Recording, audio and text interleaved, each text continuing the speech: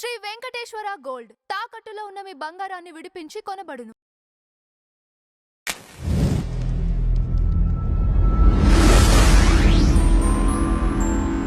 నమస్కారం గురుదేవ. శ్రీమాత్రే నమః.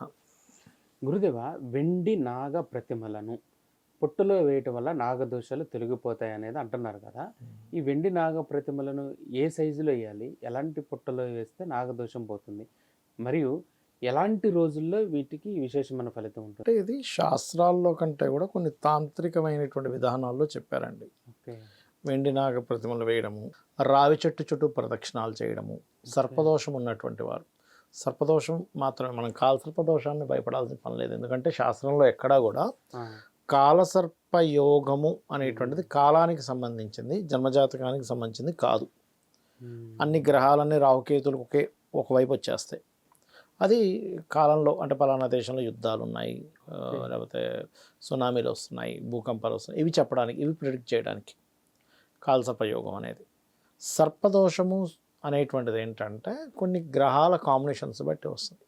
దానివల్ల వాళ్ళ లైఫ్లో ఎక్స్ట్రీమ్ లెవెల్లో కొన్ని అలవాట్లు ఉండడం, ఎక్స్ట్రీమ్ లెవెల్లో వాళ్ళు బాధపడడం, ఎక్స్ట్రీమ్ లెవెల్లో స్ట్రెస్ అవ్వడం, ఎక్స్ట్రీమ్ లెవెల్లో ఒక్కొక్క విషయం మీద దానికి ఎఫెక్ట్ ఉంటుంది సర్పదోషం వల్ల. ఎక్స్ట్రీమ్ లెవెల్లో అంటే ఎట్లా అంటే జాబ్ లేదు, జనరల్ థింగ్, అసలు 20 ఏళ్ళ నుంచి జాబ్ లేదండి, దట్ ఈస్ ఎక్స్ట్రీమ్. వివాహం అయింది కానీ ఇబ్బంది పడుతున్నానండి, జనరల్. వివాహంలో కొంచెం మధ్యలో గొడవలు వస్తున్నాయి, జనరల్. కానీ వివాహ జీవితం డే 1 నుంచి 20 years నేను వదలలేకపోతున్నాను, అలానే కలిసి ఉండలేకపోతున్నాను, దట్ ఈస్ ఎక్స్ట్రీమ్. అర్థమైందా మీకు?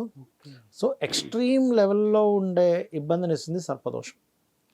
సర్పములాగా అంటే అలాంటప్పుడు మీరు ఈ గదిలో ఉన్నారు, ఇందులో ఒక పాము వచ్చింది, మీ యొక్క ఆలోచన విధానం కానీ మీ టెన్షన్ కానీ ఎలా ఉంటుంది? కుర్చీ మీద నిలబడతారు ఇట్లా, ఏంద్రా ఇది ఎక్కడి నుంచి వస్తుందిరా అని. ప్రశాంతంగా ఉండలేరు కదా. ప్రశాంతంగా ఉండలేని స్థితిని సర్పదోషం ఇస్తుంది.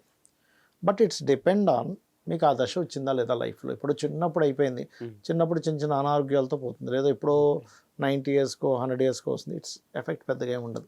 అంతవరకు మనిషి చక్కగా జీవించున్నట్టే. ఆ సమయంలో కొంత హెల్త్ ఇష్యూస్, ఆ సమయంలో ప్రాపర్టీ మీద ఎఫెక్ట్ పడితే ప్రాపర్టీ పోవడము. అంటే ఎలా ఉంటుందంటే ఈ సర్పదోషాస్ 8 types ఆఫ్ సర్పదోషాస్ ఉంటాయి. కాలసర్పదోషం కాదు, ఓన్లీ సర్పదోషం.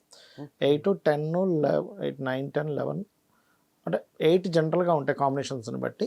రాసులను బట్టి మళ్ళీ ఇంకొక 8 యాడ్ అవుతాయి యాక్చువల్గా. ఈ యాడ్ అయినటువంటివి ఈ సర్పదోషాసులు ఎలా అంటే ఇట్స్ డిపెండ్ ఆన్, ఒకటి మీకు ఆ మహాదశ వచ్చిందా లేదా, రెండవది ఏ భావం మీద ఆ సర్పదోషం ఉంది అని చెక్ చేసుకోవాలి. సర్పదోషం అనేటువంటిది లగ్నానికి కనెక్ట్ అయితే ఈ 8 కాంబినేషన్స్లో ఏ కాంబినేషన్ కనెక్ట్ అయిందో దాన్ని బట్టి వాళ్ళ ప్రవర్తన ఉంటుంది. ధనానికి కనెక్ట్ అయితే అది ఎవరి ద్వారా మీకు డబ్బులు వస్తాయి, ఏ పని చేయడం వల్ల మీరు డబ్బులు కోల్పోతారనేది తెలుస్తుంది సర్పదోషం. అట్లా 12 భావాల కనెక్టివిటీ ఉంటుంది. ఇప్పుడు సప్తమానికి కనెక్టివిటీ వస్తే వివాహం మీదే ఎఫెక్ట్ చూపిస్తుంది. అంటే జీవిత భాగస్వామి వదలరు, అలా అని సరిగ్గా చూసుకోరు వాళ్ళని.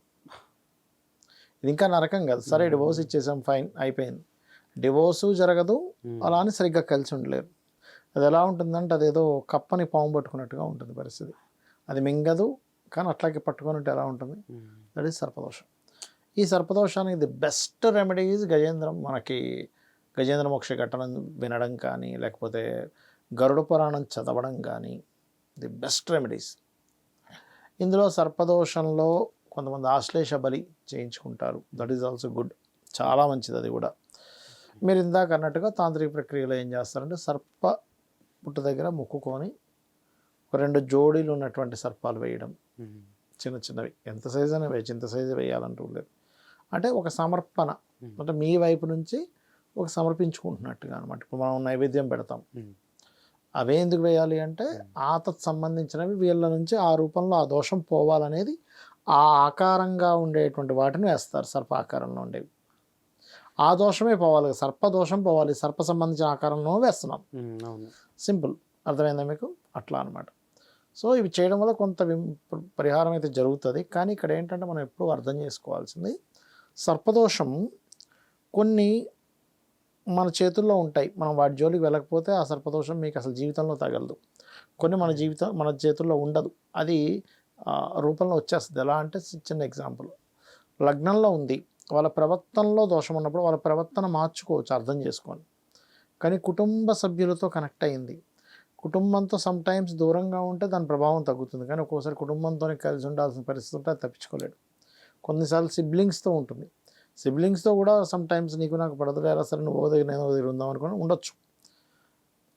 4th హౌస్ కనెక్ట్ అవుద్ది ఒక్కోసారి సర్పదోషం. అప్పుడు వాళ్ళు ఎట్టి పరిస్థితుల్లో వాళ్ళ పేరు మీద ప్రాపర్టీ కొనకూడదు.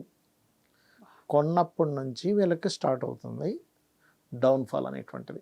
డౌన్ఫాల్ అనుకోండి, అనారోగ్యం అనుకోండి, ఎనీథింగ్.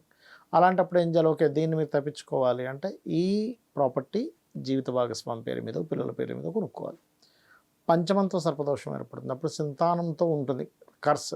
అంటే సంతానం సరిగ్గా చూసుకోరు, సంతానంతో గొడవలు కొంతమంది చూస్తూ ఉంటాం. సొంత మనవడే తాత మీద కేసు వేసాడంటాం, తాతే మనవడి మీద కేసు వేసాడు, లేదా కొడుకులే తండ్రి మీద తల్లి మీద కేసులు వేయడం మనం చూస్తూ ఉంటాం. బికాజ్ ఆఫ్ సంతాన సంబంధించిన సర్పదోషం అది. లేదా సమ్టైమ్స్ కొంతమందికి ఏమవుతుంది, సంతానం నిలబడదు.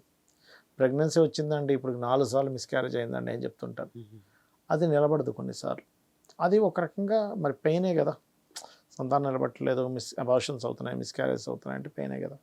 అట్లా 6th హౌస్ సర్పదోషం ఉన్నప్పుడు ఏమవుద్దంటే మనిషి కనబడకుండా శత్రువు ఉంటాడు మనకి, మన వెనకాతల శత్రుత్వాలు పెరుగుతూ ఉంటాయి, అలా ఉంటుంటుంది. ఇక 7వ స్థానంలో సర్పదోషం కనుక ఏర్పడితే అది జీవిత భాగస్వామి ఎంటర్ అయినప్పటి నుంచి జీవిత భాగస్వామితోనే అట్లా ఉంటుంది లెక్క అనేటువంటిది. ఎప్పుడు ఏదో జరుగుతుందేమో అని ఒక భయం వెంటాడుతూ ఉంటుంది. అట్లా ఒక్కొక్కటి అష్టమం అయితే యాన్స్టర్స్ ప్రాపర్టీస్ మీద, 9th హౌస్ అయితే తండ్రితో ఉండేటువంటి మనస్పర్ధలు రావడం, దశమం అయితే చేసే ఉద్యోగంలో గొడవలు, లాభం అయితే ఫ్రూట్ ఇంకేముంది మన చేతికి వచ్చేసింది అనుకుని లాస్ట్ మినిట్లో మిస్ అవుతుంటాయి. 12వ స్థానం అయితే ఇన్వెస్ట్మెంట్స్ మీద ఎఫెక్ట్ పడుతుంది, వివాహ జీవితం మీద ఎఫెక్ట్ పడుతుంది. సో ఈ సర్పదోషం పాయింట్ నెంబర్ 1, ఏ గ్రహాల ద్వారా ఏర్పడింది, ఏ భావంలో ఏర్పడింది, ఆ భావాన్ని మనం దూరంగా ఉండగలిగితే దూరంగా ఉండాలి, లేదు ఇంక తప్పదనుకుంటే దాన్ని అర్థం చేసుకుంటూ ముందుకు వెళ్ళాలి. అది ఏ దశల్లో వస్తుంది, ఏ ఏజ్లో వస్తుంది, దానికి గోచారం యాడ్ అయినప్పుడు మరింత ఎక్కువ ప్రభావం ఉంటుంది. అది నడుస్తుంది దశ ఉంది, దానికి ఏ దానాలు ఇచ్చుకోవాలనేది క్లియర్గా తెలుసుకొని చేసుకోవచ్చు.